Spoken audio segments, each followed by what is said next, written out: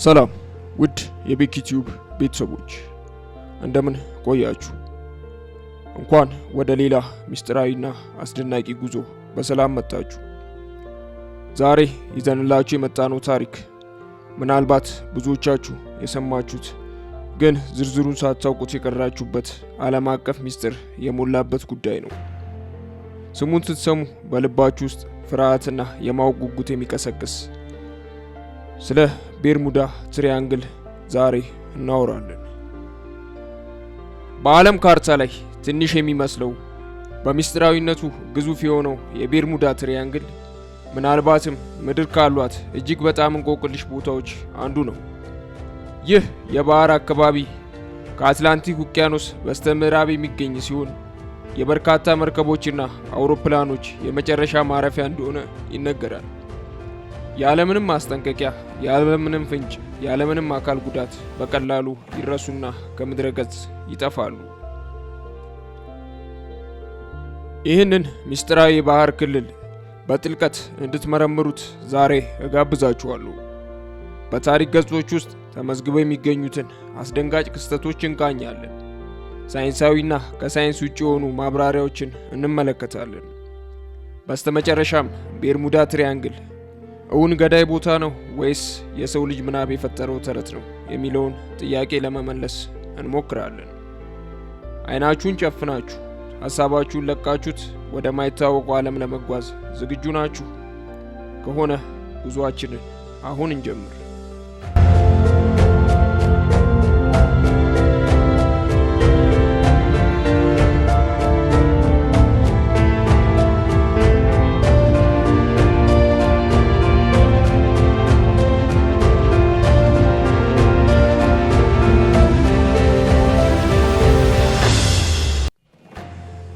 ቤርሙዳ ትሪያንግል የሚለው ቦታ በትክክል የት ነው የሚገኘው?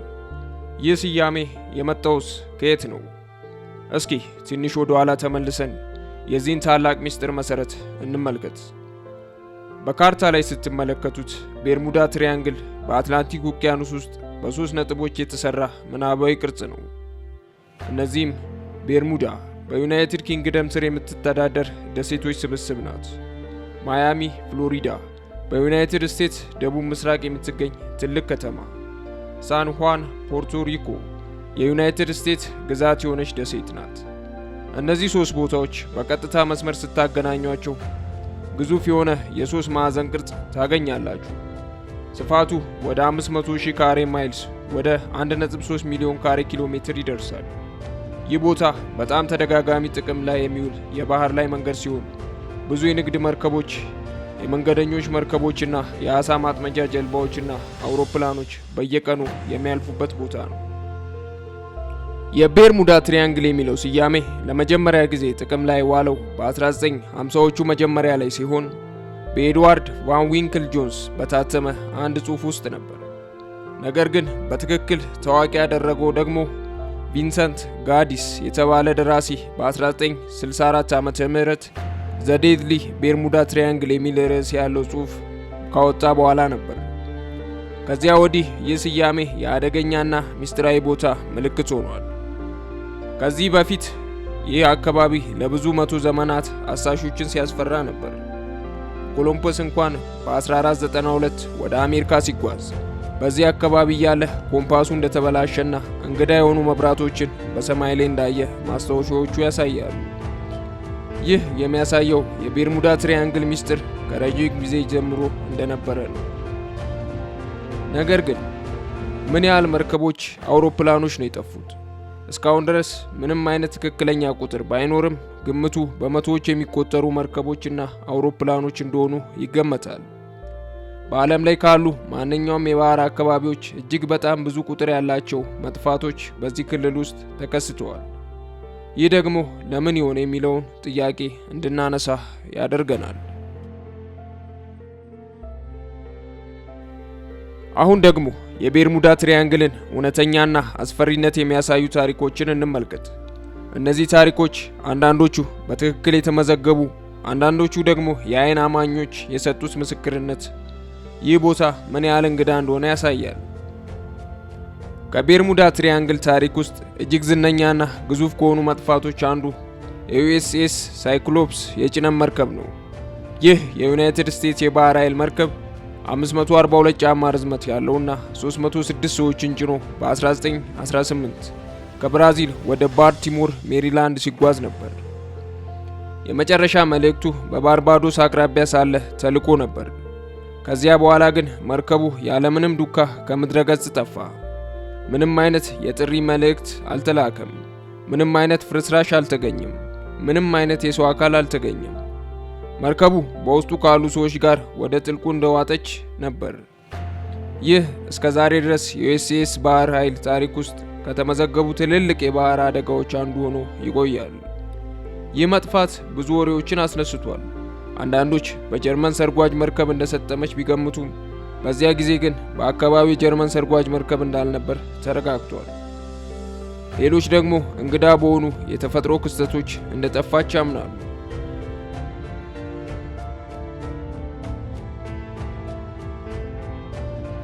እንደ አውሮፓውያን አቆጣጠር ታህሳስ 1945 በረራ 19 የተባሉ 5 የጦር አውሮፕላኖች ለልምምድ በረራ ወጡ።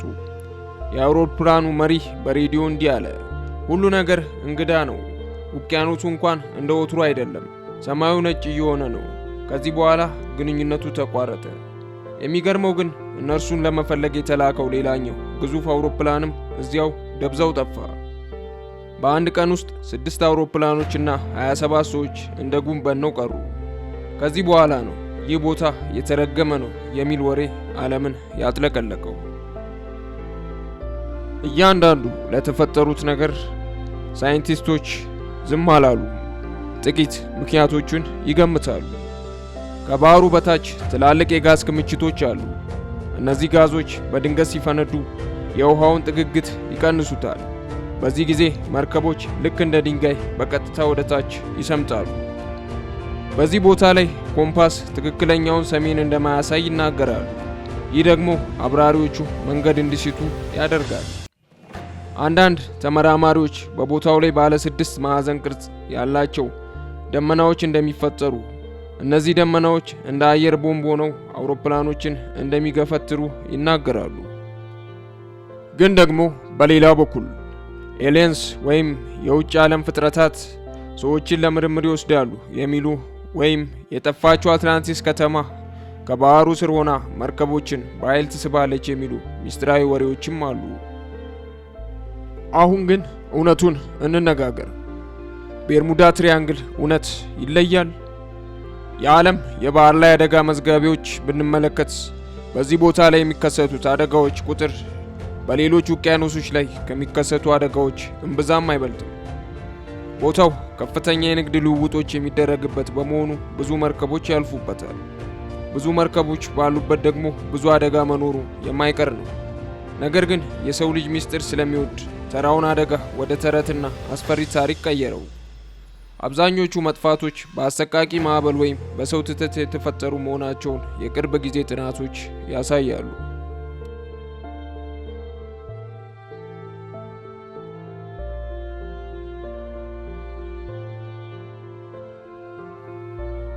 እንግዲህ ውድ ቤተሰቦቻችን ቤርሙዳ ትሪያንግል የሰይጣን ቤት ይሁን የሳይንስ እንቆቅልሽ እስካሁን ድረስ የሰዎች ልብ ማሸበሩን ቀጥሏል። ሳይንሱ ምንም የለም ቢልም የጠፉ ሰዎችና መርከቦች ግን የት እንደደረሱ በዝርዝር የሚያውቅ የለም። እናንተስ ምን ታስባላችሁ? ቤርሙዳ ትሪያንግል ውስጥ የሆነ የተደበቀ ኃይል አለ ወይስ ተራ ተረት ነው? ሐሳባችሁን በኮሜንት አጋሩ። ቪዲዮን ከወደዳችሁት ላይክ እና ሰብስክራይብ ማድረጋችሁን አትርሱ። በቀጣይ በሌላ አስገራሚ ርዕስ እስከምንገናኝ ደህና ቆዩ።